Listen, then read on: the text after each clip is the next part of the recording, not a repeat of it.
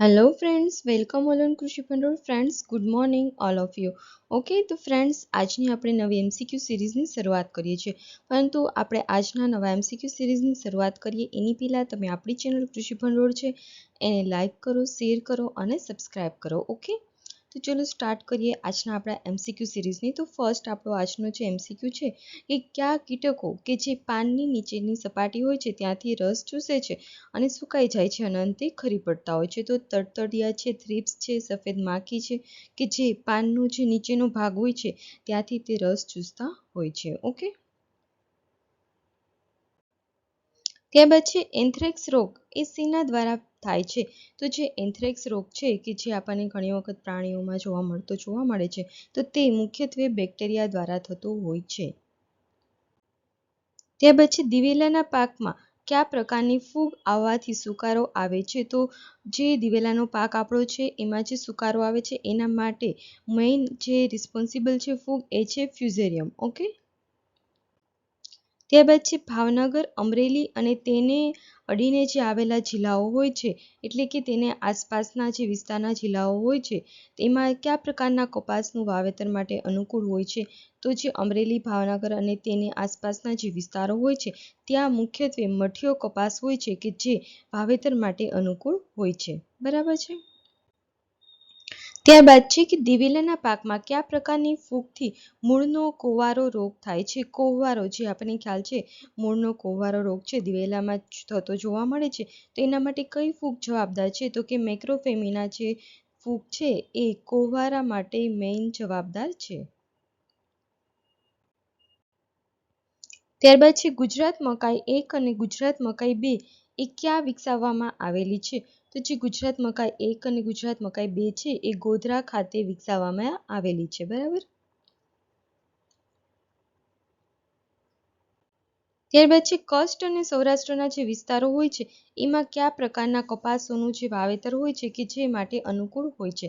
તો એ જે વાવેતર આપણને જોવા મળે છે તે વાગડનો કપાસ તરીકે આપણે ઓળખાતો હોય છે। બરાબર છે। અને આ જે કપાસની વાત કરવામાં આવે છે એ તો કયા વિસ્તારો માટે પ્રખ્યાત છે, પણ અત્યારે મોસ્ટલી આપણને બધે હાઇબ્રિડ કપાસ જોવા મળતો હોય છે। બરાબર છે। મકાઈનું રાષ્ટ્રીય કૃષિ સંશોધન કેન્દ્ર એ ગુજરાતમાં ક્યાં આવેલું છે? તો આપણે આગળ પણ વાત કરી કે ગુજરાત મકાઈ 1 અને 2 નું જે સંશોધન થયું હતું એ ગોધરા ખાતેથી થયું હતું અને ત્યાં જ મકાઈનું રાષ્ટ્રીય કૃષિ સંશોધન કેન્દ્ર પણ આવેલું છે। ઓકે, ત્યારબાદ છે બાજરીમાં કયા તત્વોનું પ્રમાણ વધુ જોવા મળે છે?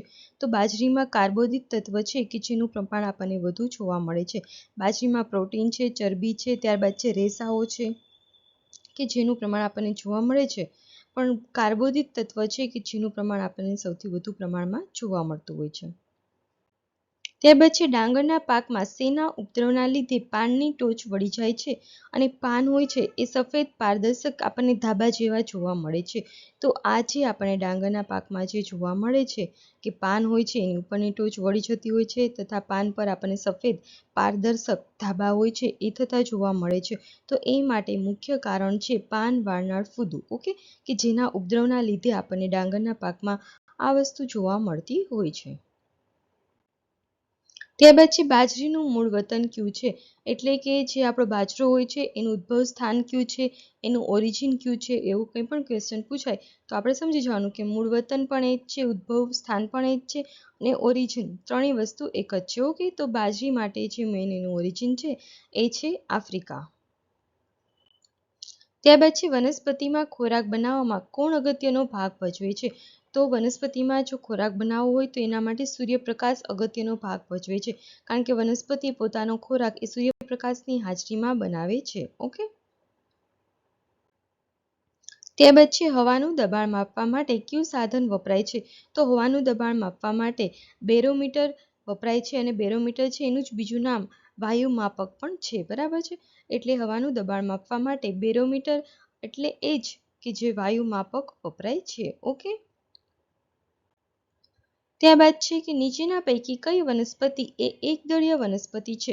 તો એકદળીય વનસ્પતિ કોને કહેવામાં આવે છે? તો કે જે વનસ્પતિ એક દળ ધરાવતી હોય છે એને એકદળીય વનસ્પતિ કહેવામાં આવે છે।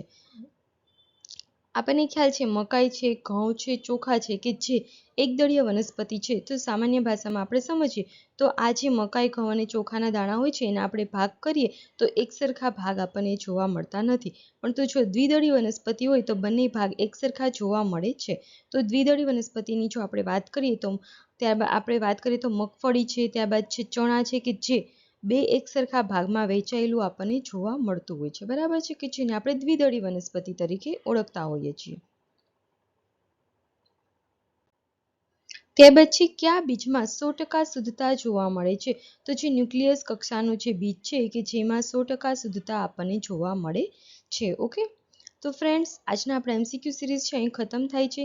તમે આપણી ચેનલ કૃષિ ભંડોળ છે એને લાઇક કરો, શેર કરો અને સબસ્ક્રાઇબ કરો. ઓકે, અને નવા વિડીયોઝમાં આપણે ફરી મળતા રહીશું. ઓકે, અને મેઇન ઇમ્પોર્ટન્ટ વાત એ છે કે આપણું જે કૃષિ ભંડોળ છે કે જે કૃષિને લગતું મટીરિયલ ગુજરાતીમાં પ્રોવાઈડ કરે છે યુટ્યુબમાં, અને આખા યુટ્યુબમાં એક જ માત્ર ચેનલ છે કૃષિ ભંડોળ કે જે ફ્રી ઓફ કન્ટેન્ટ પ્રોવાઈડ કરે છે. ઓકે, તો જો કોઈ પણ વિદ્યાર્થી પાસેથી કોઈ પણ લોકો એવું તમને કહે કે અમે કૃષિ ભંડોળનો તમને કોર્સ આપીએ છીએ અને આટલી ફી છે, તો અમે તમને જરૂર જણાવી દઈએ કે અમારું કન્ટેન્ટ એ માત્ર યુટ્યુબ પર જ છે અને એ પણ માત્ર ફ્રી ઓફ જ છે.